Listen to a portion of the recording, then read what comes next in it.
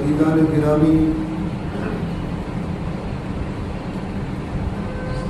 سیدنا حضرت سلیمان علی نبینا علیہ الصلوۃ والتسلیم اور واقعہ ملکہ بلقیس، یہ جمعے کے دروس میں آپ حضرات کے سامنے اس کی تفصیل آ رہی ہے۔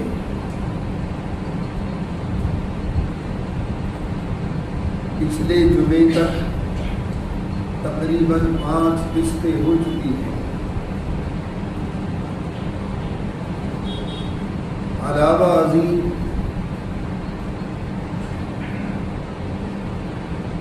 ہمارے یہاں سیرت النبی کی بیانات بھی الحمدللہ جاری ہیں، اور یہ بزم سیرت النبی کا انعقاد آج سے نہیں برسوں سے چلا آ رہا۔ ہماری دلی کی معروف شخصیت اور دلی کی ٹکسالی زبان میں واعظ فرمانے والے، حوض والی مسجد کے منبر و محراب سے قرآن و حدیث کی خدمات کرنے والے حضرت مولانا محمد یوسف صاحب فقیر دہلوی رحمۃ اللہ علیہ کی یادگار ہے بزم سیرت۔ الحمدللہ اس خادم کو، اس طالب علم کو روحانی فیض پہنچتا ہے۔ اللہ ان کی قبر کو نور سے منور فرمائے۔ آپ سے پہلے دلی شہر میں دارالعلوم دیوبند سے خطبہ تشریف لاتے تھے۔ حکیم الاسلام حضرت مولانا قاری محمد طیب صاحب رحمۃ اللہ علیہ بین الاقوامی شخصیت تھی، تشریف لاتے رہے، اور ہماری دلی 6 مداح طیب ہے الحمدللہ۔ پھر اللہ نے یہاں علماء کو پیدا کیا، باہر سے علماء تشریف لائے، ان کے غلغلے ہوئے محلوں اور کوچوں میں، کہیں درس تفسیر، کہیں واعظ، کہیں بیانات۔ بہرحال ہمارے یہاں بھی ربیع الاول کی پہلی تاریخ سے لے کے 12 تاریخ تک، عید میلاد النبی تک یہ بیانات جاری ہیں الحمدللہ۔ اور یہ طالب علم بھی تقریباً 38 سال سے خدمات کر رہا ہے۔ میں یہاں ان میرڈ آیا تھا، 30 برس ہوئے۔ سیرت النبی کے مختلف گوشوں پر بیانات ہوتے ہیں الحمدللہ۔ اللہ اس بزم کو قبول فرمائے، اور جو لوگ اس کی خدمات میں لگے ہوئے ہیں، جو موجودہ ہماری منتظمہ کمیٹی، جو 9 منتظمہ کمیٹی، اس سے پہلے ہماری مسجد کی کوئی کمیٹی نہیں تھی، ان بچوں کا انتخاب کر لیا ہے خدمت کے لیے۔ اللہ ان کی خدمات کو بھی قبول فرمائے۔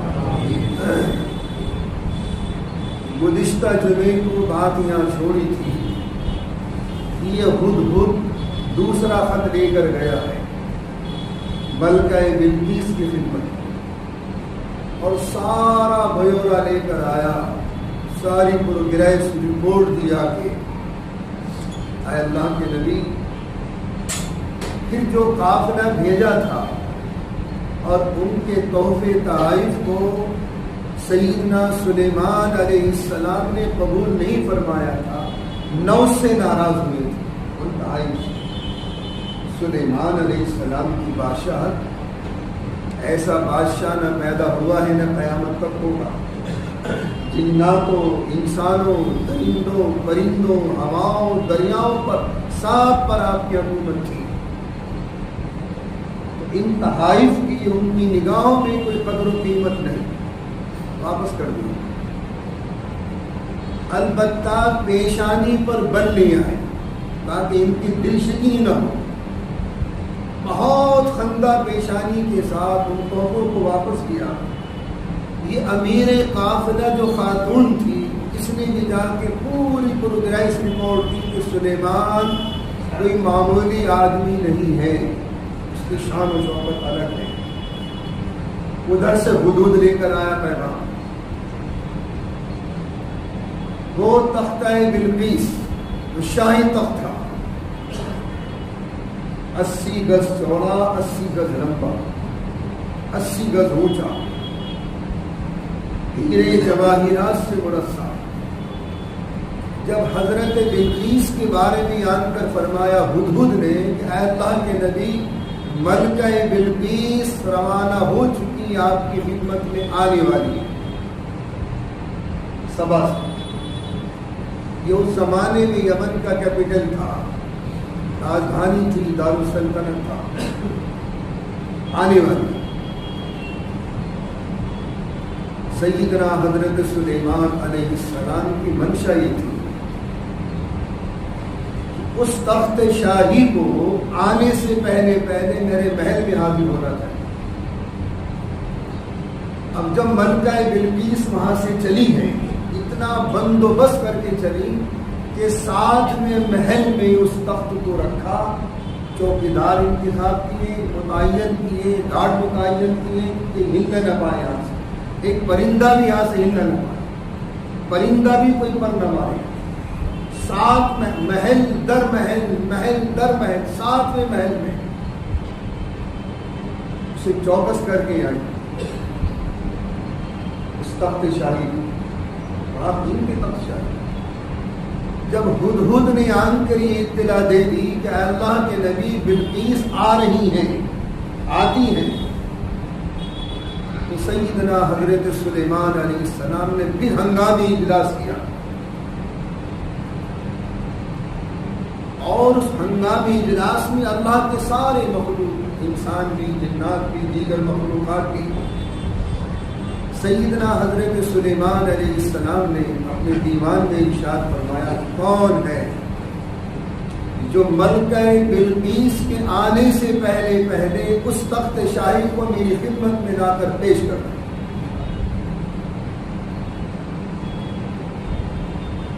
کون؟ اب 80 گز چوڑا، 80 گز اونچا، ہیرے جواہرات سے مرصع، یہ تو ہے نہیں تو گڈیوں کو کھیل تھا. ابھی وہ ساتویں محل میں رکھا ہوا ہے. یہ سورہ نمل کی پوری تفسیر آپ کے سامنے. بہرحال تو ان میں سے جناتوں کا سردار تھا. قال عفریت من الجن انا آتیک به قبل ان تقوم من مقامک. یہ عفریت جناتوں کا سردار، بادشاہ، اور اتنا طاقتور. فرمایا اللہ کے نبی، اس خدمت، یہ خدمت میرے سپرد کو فرما ہے. اور اس کی تیز رفتار کا عالم یہ تھا اس عفریت کا کہ تا حد نظر قدم، یہ اس کی طاقت کا عالم. سیدنا سلیمان علیہ السلام نے ارشاد فرمایا، کتنی دیر میں بھی آؤ. سینکڑوں ہزاروں میل کا فاصلہ ہے. سلیمان علیہ السلام تو اپنے تخت شاہی پر بیٹھے، ان کا ہوائی جہاز تھا، وہ ہوا کو حکم دے دیا لے کے چل. اور اس تخت شاہی سلیمانی پر 6 لاکھ کرسیاں تھیں. ایسا جہاز نہ بنا ہے نہ قیامت تک. 800 سیٹا 400 سیٹا جہاز تو موجود ہے آج ہمارے اس سفر میں. ڈبل بوگی کے بھی جہاز موجود ہے. میں نے خود سفر کی اس میں ترکی کے. بہرحال سیدنا حضرت سلیمان علیہ الصلاۃ والتسلیم سے فرمایا، اللہ کے نبی، میری طاقت کا یہ عالم، میری رفتار کا یہ عالم، یہ جن کہہ رہا ہے. قال عفریت من الجن انا آتیک به قبل ان تقوم من مقامک. یہ خدمت مجھے نہیں آ، اور میری ایمانداری بھی ہے.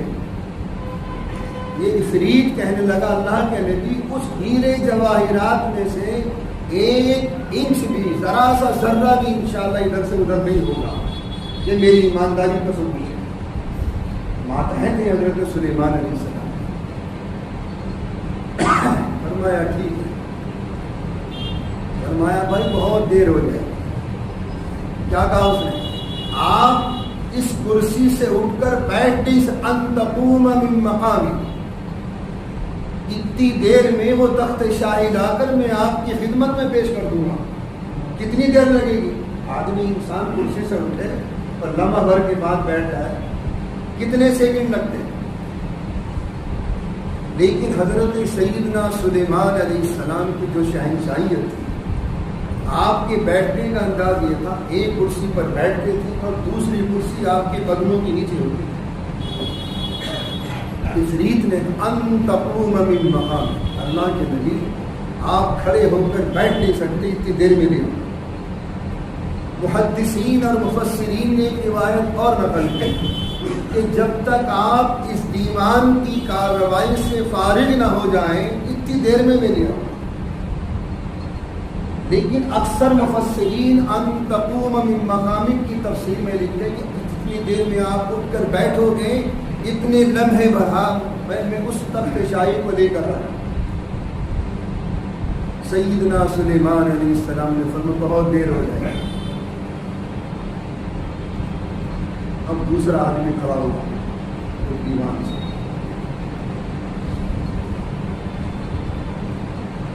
کھڑا ہوا۔ یہ کھڑے ہونے والے شخص قال الذی عنده علم من الکتاب ان آتیک به قبل ان یرتد الیک طرفک، یہ آیت ہے اس سے اگلی جو آپ کے ساتھ سورہ نمل۔ یہ تھے حضرت سیدنا سلیمان علیہ السلام کے وزیر اعظم آصف بن برخیہ رضی اللہ تعالی عنہ، وزیر اعظم بھی تھے اور پرسنل ایڈوائزر بھی تھے، مشیر خاص آصف بن برخیہ۔ ان کو اللہ نے ایک علم عطا دیا تھا،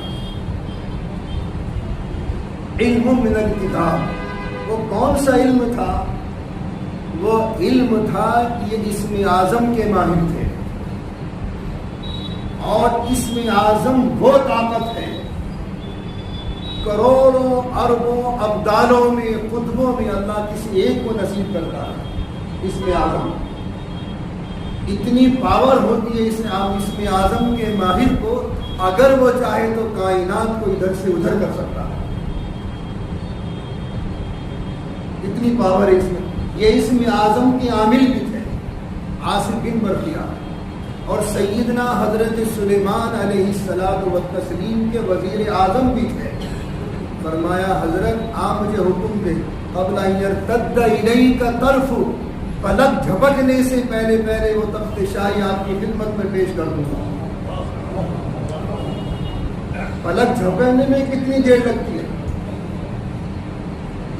ان کی فرمائش کو قبول کیا، باقی تفصیل آئی۔